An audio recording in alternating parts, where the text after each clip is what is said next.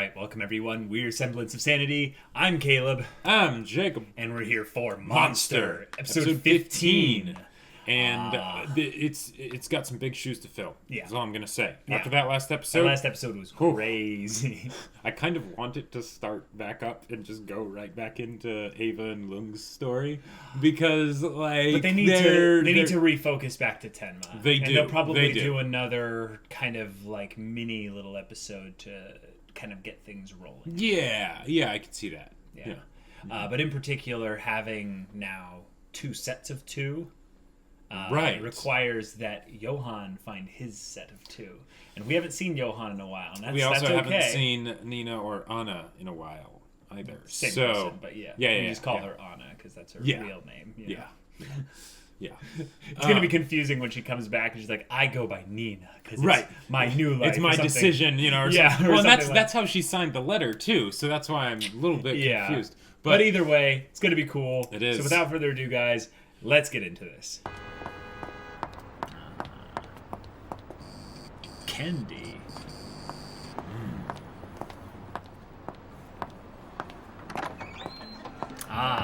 It's one of these bars. Yeah. Gotcha. There's no way this is Anna, is it? No way. What?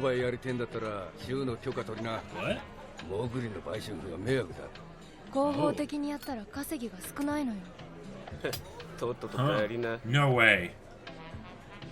あの人の許可があればいいんでしょ。 The voice is different 合わせて though. よ。Wait, it is. Wait. って男に。Hey! 取っちゃダメだよ。ゴールキーパーじゃないんだから。俺にルールなんか関係ねえ。で、あいつはどこ行ったんだよ。あいつって Who else? Tenma, yeah. That's funny. It's kind of meta. Where did Tenma go? He wasn't in the last しば episode. らくヘッケルのおじさんと一緒にいろってさ。俺にお前の面倒見ろってのか冗談じゃねえ。ほら、ガキが大嫌いだってのによ。天馬のやつ。連絡がないと思ったらこんなわけわかんねえガキ拾ってきやがって。モウリの医者で人儲けって話はどうだったんだよ。That's right. 真面目に働けってんだよ。真面目に。パス。ナイスヘディング。何しやがんだこのガキ。 No, that's in line with the rules. Right. 手で持ってちゃダメだって言ってるだろ。イエローカードだよ。うるせえ。そんなもんが怖って世の中渡るのか。そんなこと言ってるとレッドカードだよ。 Maybe followed. Wait, is that the cop that Johan influenced? No, I don't think so. 久しぶりですね。メスナー。 Yep, You're right. Good job. Good catch. そういえばあなたも Oh, he's no longer a detective. Really? 現職刑事麻薬疑惑で免職。 Yeah. この半年前の記事を見つけたときはびっくりしましたよ。 Okay. 立ち上がらない方がいい。上着の中で銃口はそっちに向いていますから。 Yeah.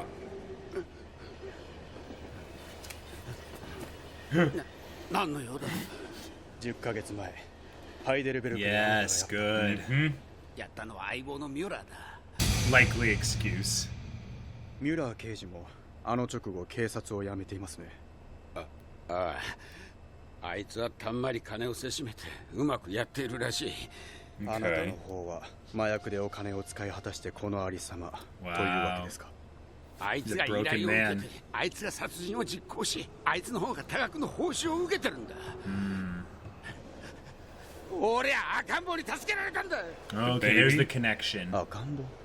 キャンディって酒場に行け。そいつに会える。東側に行き、純粋なドイツ人だけの街を作ろうとしたが、 Okay. またこっちへ戻ってきた男だ。闇だ。ベルリンの壁が壊れてから大きな闇が生まれた。 Okay. 怪物があとは全部あの娘に話した。 Yep, it's Anna. Yep. 復讐に来やがったんだ。 Wow. Okay. 夫婦の娘だ。 Uh-huh. アンナが。 Yeah, it's all coming back together. ニナ・フォルトナーが来たのか。赤ん坊に言われたんだ。もしあの娘が現れたら自分のところへ来るように仕向けろって。あの娘は大事な餌だって。 Yeah, bait for Johan. 赤ん坊に会いたいって言 This っ is た the のはこの baby. 娘か。はい。こちらへ That どうぞ。 forehead. Oh my gosh. こちらへどうぞ。 And that voice. Yeah, he's probably like the lead henchman. Yeah, he's that's probably like, the lead bodyguard, like the manager kind of person. 印の上で待っていてください。 They have protocol here. Okay. ああ、ダメダメ。その上。そうそう。 Wow. All right. This is some kind of cult.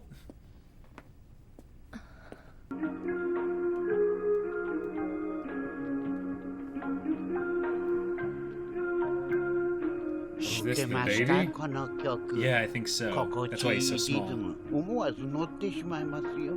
ニーナ・フォルトナさん。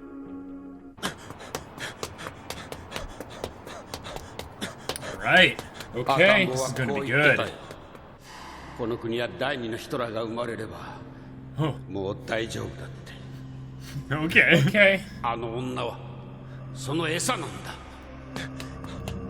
ニーナ、そんな格好までしてお兄さんと会ってどうするんですか？ Oh. 殺さなきゃいけないの。 Gotcha. そんな物騒なもの振り回さないでくださいよ。大丈夫。ヨハンは必ずあなたに会いに現れますよ。 Okay, here we go. Here we go. Like taking candy from a baby. ちょっとどうしようってのさ。悪いが客なら他は当たってくれ。そうじゃないよ。 Oh, she can tell he あ has ん a たみたいな gun. 東洋人がのこのこ入ってったら殺されちまうかもしれないんだよ。私の友達があそこの連中に So she's just 連れ去られちまったんだよ。 Yeah, That's I awesome. なん guess. か連中の秘密を知っちまったみたいでさ。 Yeah. 秘密？ Oh, so she's なんだか probably 知らないよ friends of Nina's. でも早いとこ Maybe. 助けてやらなきゃ今頃どんな目に遭ってるか。私も知り合いの女性があの中にいるんだ。どんな子だい？もしかしてブロンドでロングヘアの子？ Awesome. 今はどんな髪型をしているか。その子ならさっき車で連れてかれたよ。どこに？知らないよ。けど赤ん坊も一緒だったから奴の屋敷かも。 Save as many people as you can, right, Tenma? Whoa, whoa. Did that just happen? Yep.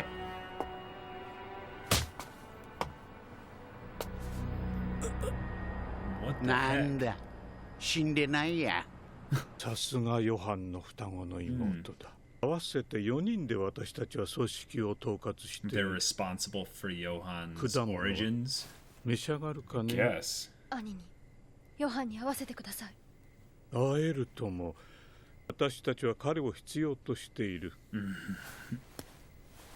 Four with the one, yeah, 我々の上に yeah, た yeah. めにね。 So they want him to essentially rule the world ヒト for ラーがなぜ right アレ for ストの them. 力を得たか知っているかね。 Oh, whoa! Here 彼 we は頭 go. のいい実務家でね。 He 3つのポイン influenced ト people を with 知 his っていた。 words. Yeah.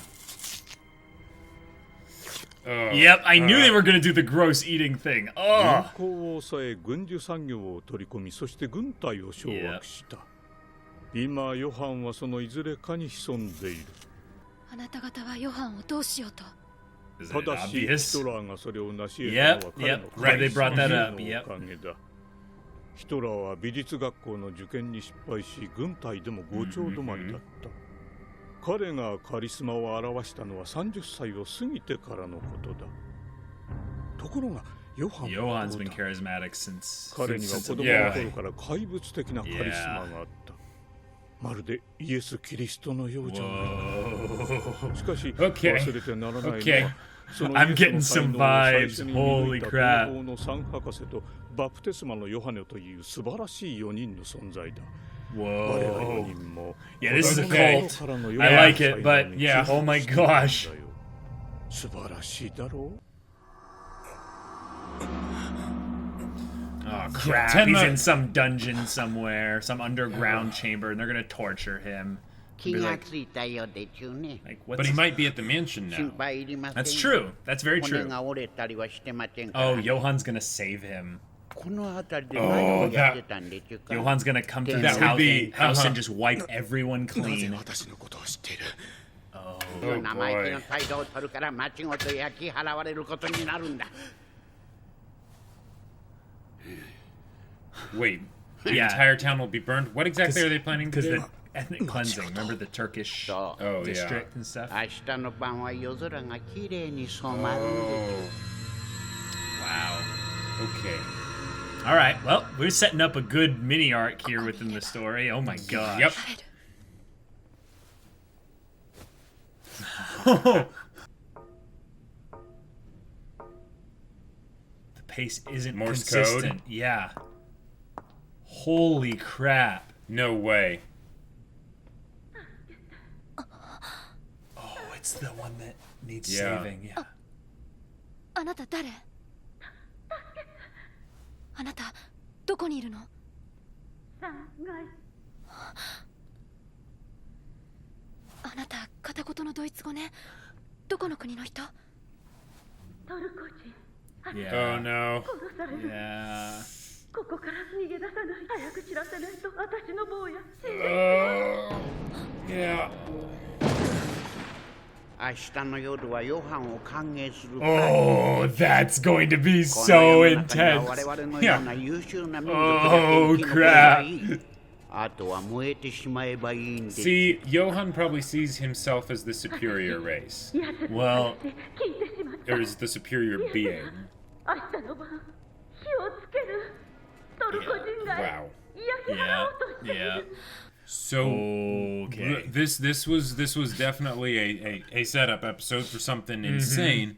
But one of the things that I thought was really interesting here is that he peeled back like the can, so to speak, of the idea that there are people out there, and a fair amount of them, that aren't just aware that there is someone like Johan, but they seem to know a lot about him, you know, what he looks like. They had that picture, you know, of him and Wolf and things like that. And they're actually planning around, you know, a person's existence like that, which makes sense.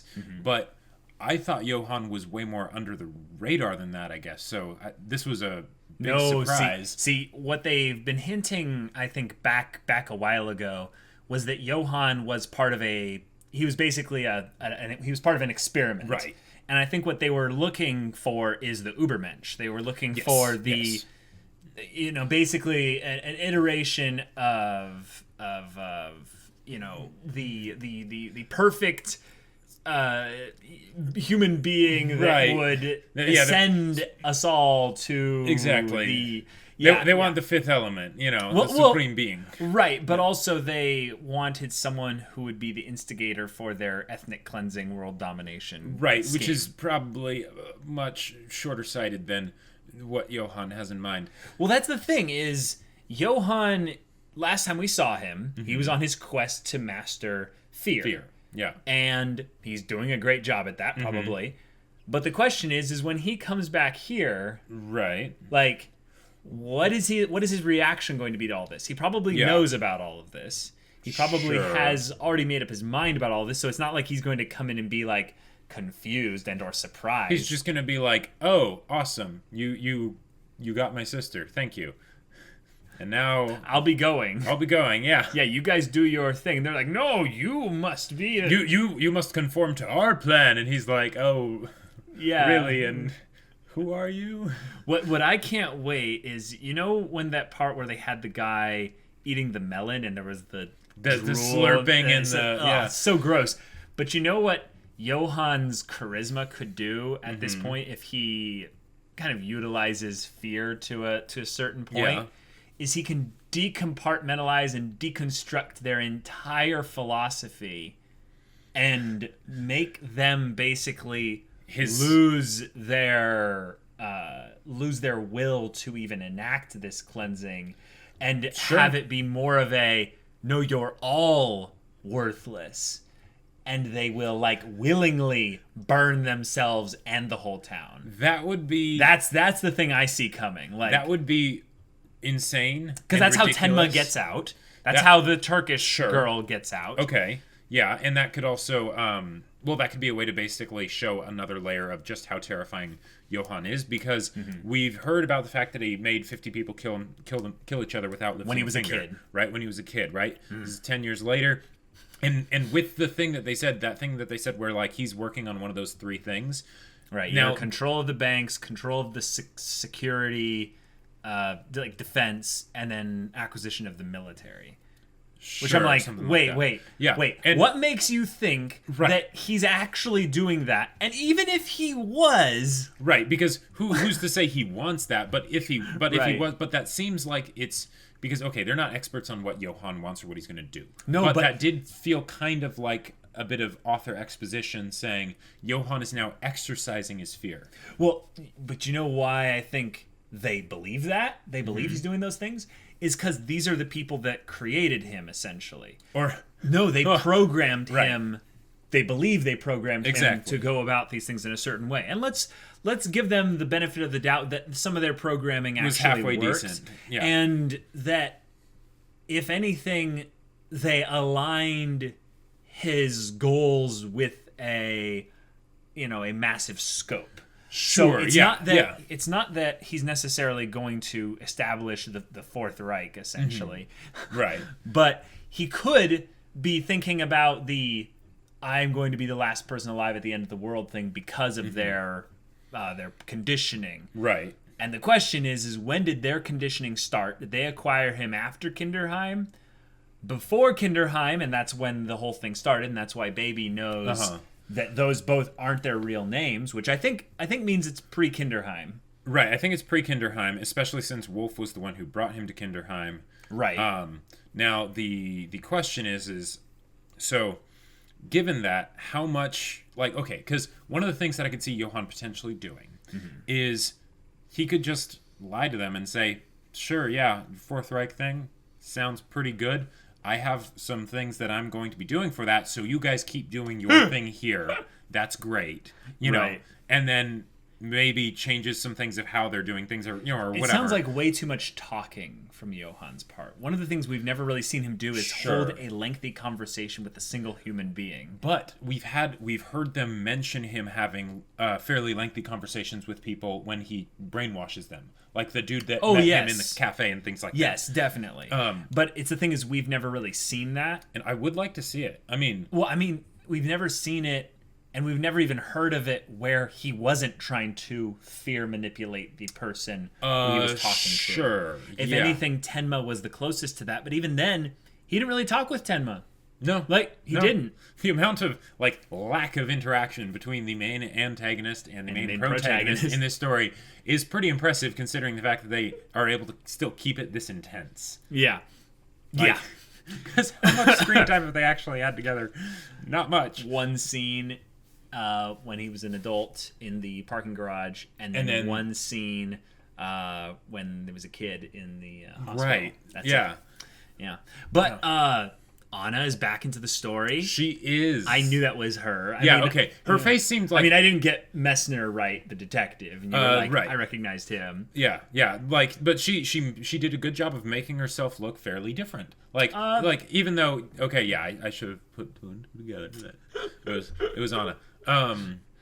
But she's on a mission. She's on a mission. And I love that she will do whatever it takes to get into a position where she could kill Johan. Yep. And I get the feeling that when the mansion is burning and all these guys are committing suicide or doing whatever, right?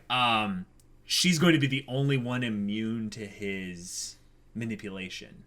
Sure. And maybe Tenma.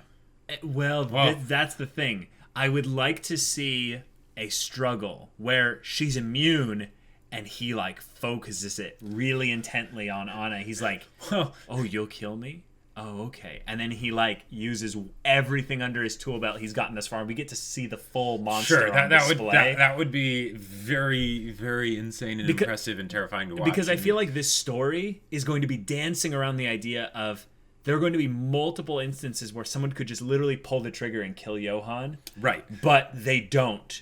And they're going to make it be very, very obvious as to why they're not doing it. And they need to make sure they really sell that, because otherwise it would end up feeling contrived. But there's no way they're not going to do that. This is Monster. Yeah, they're going to do it well. They're going to do it very well. One other thing that they did well that I want to give them major props for is they had the girl that goes into the danger's den, right? And it's I have a plan, right? And she essentially becomes a prisoner, but of her own choosing. volition, yeah. Because here's the thing: a lot of times you'll see the female character that's being proactive and taking action and all that stuff, and they just get completely sidelined and oh no, now they're the damsel in distress again.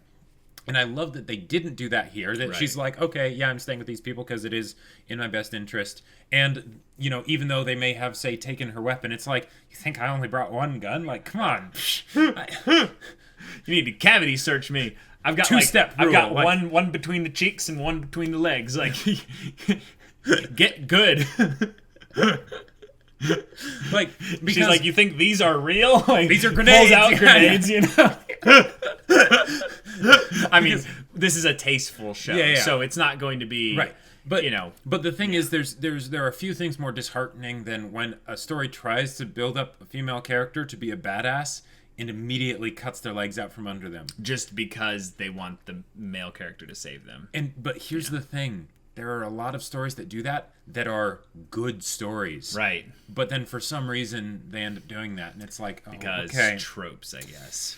All right. Okay. But they didn't do that here. They did did that a here. Fantastic job with it. So in fact, I kind of liked how they subverted it by having a damsel in distress that's a completely random tertiary character. Yeah, and we were thinking for a while, like, oh, wait, is that actually, like, does this person know Anna too? Right, but it brings up the plot line of the ethnic cleansing coming up. It was very properly built up prior to them revealing that was their goal. Because once the guy was like, oh, man, this is a Turkish district now. Mm-hmm. I was like, wait a minute. Right. I could sense that little bit of subtle racism in the guy. Yeah. But then when the girl was like, help my friend and stuff, and I was thinking, is this someone that's a friend of Nina? I was like, no, that's too convenient. Right. But then they were like not able to connect of whether or not it was Nina. Mm-hmm. And the whole thing of like, no, don't go in there. Right, You're right. Japanese, you'll get killed. Are you stupid? Yeah. Yeah. Bad idea. It's a thing that, in particular, like if we think about this show and that it's set in Germany, I'm sure that the people that, like we think of modern Germany right now, that's got to feel very awkward to kind of talk about a country's past, especially when your country was vilified probably more than any other country in existence in the last 100 years or so.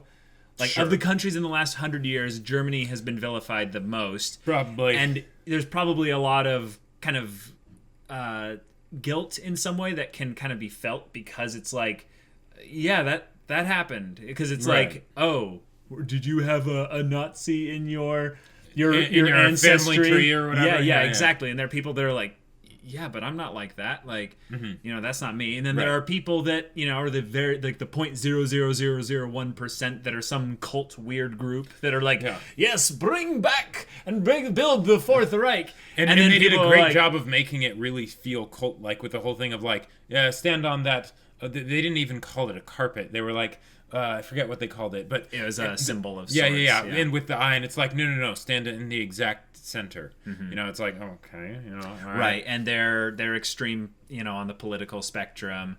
They're, in particular, like there's nothing redeeming about these characters in particular, but I know they're not that, Stroheim. Right, but I know that it's very easy, when you have a history that focuses things based on your country's perspective. So like we're from the US and stuff. It's easy to look at things other countries have done in the past and go, yeah, Germans is horrible and stuff. But it's like, no, almost every country, in fact, US, we're becoming more and more aware of how many stupid things we've done in the past that are pretty messed up. But having this show handle it in a mature and I would say sophisticated manner where, yes, of course there would be, someone if we just applied the law of large numbers, there's probably 1 to 4, in this case, 4 people in a syndicate who are perpetuating an ideology that is just stupid. It's absolutely abhorrent. And I like that they're bringing this up as a plot point rather than having it be like, oh, we're going to dance around the topic because we don't want to go all the way there. Sure. They're like, no, we're going to make the second Hitler. We're going to bring about the Fourth Reich. And this is how he did it. And this is why we're creating Johan for that very purpose. And here's something else I want to bring up that Monster does very well. Okay, so these guys, right? The baddies, right? They need to be stopped. And I did not expect Monster to get into this level of these people are going to do an ethnic cleansing and destroy an entire city district and kill all the as people like in it. the beginning of their revolution. Right. Something that just unspeakably awful, where it's like, okay, it's almost going into those sorts of like save the world type situations. Oh, I gotcha. And a lot of the times that ends up causing the conflict to be hard to relate to because it's impersonal. It's impersonal, right? But what they do here, which I think is amazing, is that they make it so that the people pushing for that ethnic cleansing, burn the city district, they're disgusting, but at the same time, they're kind of laughable in our eyes, because we know when Johan gets there, they're going to realize that their god is not exactly the kind of person they probably think he is. Right. And by doing that, they're making us, the audience, root for Johan. Well, root for Johan, which is really weird. Really weird. But I guess compared to, ethnic cleansing Nazis, that does make it easier. But but the idea that kind of conflict and the antagonists that, propagate that kind of conflict are not the real conflict. No. Right? No. A lot of stories will, have the buck stop there, but Monster doesn't do that. No. These guys are almost a a distraction, and that's what's so funny, is that Monster just casually throws in, we've got some extreme Nazis here, Mm-hmm. I mean, Nazism in itself is an extremity. Right. It's political spectrum. Even among Nazis, though, they're probably pretty extreme. Well, that's the thing. It goes into the whole thing of like, all right, well, they lean on a very specific side of the political spectrum, but then no, we also think we're the superior race, and we're going to bring back the Aryan kind of whole thing and cleanse all the others who are not us. And, when they made the allusion to like he's super charismatic, almost like Jesus Christ, I'm like, and there's that final nail in the cult coffin, like. Yep. Wow, it's like why don't they just say that verse from Revelation that was at the beginning of the show, anyways? Right. Like, so now I'm like, wait, is Johan supposed to be the monster in Revelation and the second Hitler, or is that supposed to be the equivalent thing? And this is their interpretation of kind of the end times with Christianity. Oh, that sounds a great idea. Yeah, you're gonna lure tons of followers to your ideology there. Yeah. Well, that's actually the thing there. They're almost outing themselves as how worthless they are with this whole thing. Right, this wasn't World War II like 50 years ago? Well, no, not only that, but they're basically saying, this is our syndicate and this is our mission statement. We could never attract followers with this mission statement, but Johan could. It's like, exactly. So you basically gave Johan all the power in order to make your little thing work. What if he just decides, no, and he just flicks over the king, and then your whole chess game falls apart? This is the thing. They're basically saying, Johan, we have nothing really to offer you. We can slaughter this portion of the city an offering as an offering to you, our dark god. Yeah. But as far as us ourselves, we bring nothing to the table. Maybe some finances. And manpower. Some finances that he totally wouldn't be able to get all on his own. Right. Anyways, that feels what it feels like. It feels like Bellatrix. Right. In Harry Potter. Right. Where she comes out of Azkaban and, yes, I will serve you, my dark lord. So awesome. How have you been helping my return? I've been in Azkaban for 13 years and the Dementors couldn't get anything out of me. But I love you so much. But I love you so much, senpai, please notice me. And Snape's like, I've, in the higher-ups of, magical society, I have all kinds of information I can give you. Which is better? Having a dark speedwagon is nice, but which is better? I wouldn't even compare. Oh no, I know. Speedwagon. I know. I sullied his name, and I'm sorry. Yeah, you should. You should recant that statement. Anyways, Anyways, yeah, the Church of Speedwagon is offended. But all right, so we have a grand setup episode. Yep. And when I think to them having essentially a party for Johan, him being welcomed, this is a great opportunity to show off actually a human side of Johan, and this is the ego. Now, the ego is probably the most human thing that we have. It's literally in the Greek of the word ego. So the question is, when he enters the party and he's received, they're all going to be like, yes, and we're not worthy, and all that weird crap, and maybe have some weird eyes wide shut shenanigans. But the weird thing though is, I'm interested to see how Johan's human side comes out potentially in the party. If it doesn't at all, these guys are all dead. Like they're all dead. If it does even in the slightest, I'm gonna be like, ooh, some contradictions. Yeah, because like, who knows here's the what's thing. Gonna happen here. Yeah, because we kind of know how this is going to end. Sort of. But the real question is how. And the fact that we're asking how, not of the protagonist, because it's just like, okay, how are they going to survive, and how many people is Tenma going to be able to save, and will Tenma and Nina, reunite and be like, hey, let's team back up and taking out Johan? I think they will. Probably. But the real question is, what is Johan going to do? Yeah. So we can guess, but my thing is going to be burning chunks of Nazis everywhere. Like that's my stupid theory that is probably kind of obvious, but also like I kind of want to see it. My little sadistic side. I'm just like, please kill them all. I want to go. I want that, but I want to get more than that. I want to see the way in which he completely turns their worlds upside down. Right. So he can psychologically ruin them before they ruin themselves. Right. The way that without lifting a finger, he kills them all. Can we talk about how the Dieter and... Oh, yeah, and the other guy. The other guy. His name. Mouse face. Yeah. Bucktooth. Bucktooth, yeah. They had their little bit there. But you notice how confident Dieter is? Yeah, like this kind of surprisingly so, because I mean, okay, where he started, and granted, they've done some like micro time skips and stuff. But that's the point, is that this is an example of a character that overcame kind of the similar trauma potential that someone like, I mean, not exactly like Johan, but in a way, I think Dieter is supposed to be the bright silver lining, the what if potential what if of Johan getting a good interaction with people, because Dieter seems to be a smart, capable kid. Yeah, and what is he, 12? Something like that. In a lot of ways, I'm kind of more interested in, and this would only be if it went very specific ways. Okay. But I would almost be more interested in a conversation between Johan and Dieter than Johan and Tenma. Because Johan and Tenma are so opposite, right? That the conversation, like, I kind of get the feeling I would know how it would go.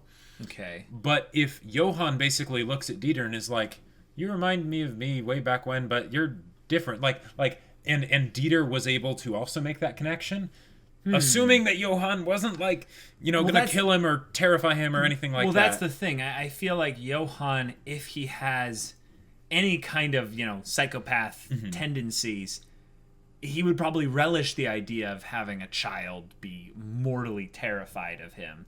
So I'm horrified of the idea of Johan getting his hands anywhere near Dieter. But if there was a point where they were able to actually like have a real conversation, oh jeez, I feel like I don't want that world line to exist. Like, I know what you mean, and I'm in the protect Dieter. Squad. Absolutely, and please, and 70% of all the possible ways that it could go, I would be absolutely with you, and I would want that never to happen. But I don't know. We don't really know what kind of person Johan is. So okay, here's where I'm with you. Let's have this story continue for like 10 years, and let's have a grown-up Dieter who is confident and has found his identity and is secure and is basically in almost every way moved beyond his trauma and is essentially a worthy... He's able to help in a more direct way with the whole Johan bit. And Johan has a conversation with him, and Dieter just tells him off, and Johan's pissed because it doesn't work. Like his charisma doesn't, his fear manipulation doesn't work. Maybe because Dieter has heard, he's heard Tenma's voice for so long. Well, not only that, but maybe he's heard from his abusive pseudo father figure that, Johan was all these things, and that's broken. He knows the illusion. There is no illusion on him of Johan's fear. Maybe in that respect, he kind of knows where Johan came from, so he's not afraid of whatever stands in front of him. Right, yeah. And that would be really cool to separate Dieter a little bit from Tenma, because I'm guessing Tenma has built up Johan a little bit more in his head based on the experiences he had. Yeah, because Johan is influencing Tenma, even though it might not be in the the direct obvious sense. But they had Messner. I think we've been talking a little bit too much about Johan. I just want to bring up Messner's a little bit. Was a very cool callback to the cops that were manipulated by Johan. But they also left a dangling plot thread. They did. Was it Muller? Yeah, Muller. Muller, yes. Muller is still out there. Mueller, I can't remember. Mueller, it's probably Mueller, because that's more German pronunciation of it. He is out there and has a lot of money. Yep. And might potentially still have a lead back to Johan once this whole mess is handled. So I'm predicting that in about 3 episodes, maybe 4, depending on how long this thing goes, we could get an interaction with him from Tenma and Anna going there to basically confront him. And that was really great that they did reintroduce him as a character, even though he was kind of then immediately pushed out of the story, because it reaffirms the idea that the people Johan manipulates and interacts with are actual people. They have lives outside of becoming zombies, right? Well, their lives get ruined by Johan. Yep. And he was probably so traumatized by the manipulation. He probably maybe turned to drugs because of that. Exactly. Yeah, it's something to escape from the pain, the fear, the negative emotions in general. Yeah. And I like that this show has different ways that people seem to be coping. You notice how in different ways there are people that have the fight or flight mechanism, because that's what you do when you're approached with fear. Tenma, Anna, they fight. They go after it in particular. But we've seen a lot of different ways that people have gone into flight mode, like Ava or Messner in this case. We've seen a lot of people that Johan ended up killing. Because Johan tried to break them out of it. But we've seen this third response where people just become drones and they shut down. And the cool thing, though, is that drone bit doesn't last forever. So people have a choice after the drone bit kind of wears off. Right. Fear passes eventually. Exactly. Yeah. But the trauma, the scars remain, so you need to choose once that drone bit wears off whether you're going to choose fight or flight. Still, the choice doesn't get removed. It gets pushed ahead in time. And it's really scary to think about what would happen just if you personally were approached by such overwhelming dark fear that it shut you down, and then you came out of it all of a sudden and no one was around you to help you with the choice. Right, and that's the real question, because we'd like to think, we're the main character of our own story. Therefore, we have plot armor because we're the main protagonist, and the mind-affecting effects won't have any effect on us. That's not exactly how it works. No. So the real question is, how do you deal with it after the fact? Right, and I just like that this show seems to continually bring that up. Right. With all these little kind of side characters that we don't really get invested into, but have an opportunity to get invested into when we see their very human response to just pure fear. And Dieter is kind of the perfect representation of that on an accelerated level, because he didn't have to deal with actually Johan. He had to deal with someone. He had to deal with someone who had dealt with Johan. Right, exactly. But there's that rippling effect. You see how that goes. Oh, it's just good stuff. Monster's a fantastic show. It's very, very dark on the psychological level, but I like that the show doesn't have edge for the sake of the edge.